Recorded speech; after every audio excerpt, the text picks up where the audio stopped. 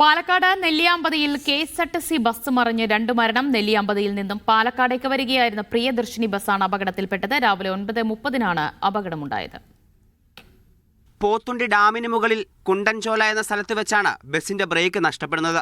തുടർന്ന് യാത്രക്കാർക്ക് നിർദ്ദേശം നൽകിയ ഡ്രൈവർ പാറയിൽ ഇടിച്ച് ബസ് നിർത്താൻ ശ്രമിക്കുകയായിരുന്നു. ഏകദേശം കുണ്ടൻചോല പാലം കഴിഞ്ഞ ഉടനെ വണ്ടി അമിത സ്പീഡിലായപ്പോൾ കണ്ടക്ടർ ഞങ്ങൾ യാത്രക്കാരെ കൂടി വെച്ചിട്ട് ചോദിച്ചു, എന്താ ബസ് അമിത വേഗത്തിലാണല്ലോ പോള് ഉറപ്പോൾ. ഡ്രൈവർ ഉടൻ തന്നെ വിളിച്ച് വിവരം അറിയിച്ചു. വണ്ടിയുടെ ബ്രേക്ക് നഷ്ടപ്പെട്ടു. എല്ലാവരും വളരെ ശ്രദ്ധയോടെ നിൽക്കാൻ പറഞ്ഞു.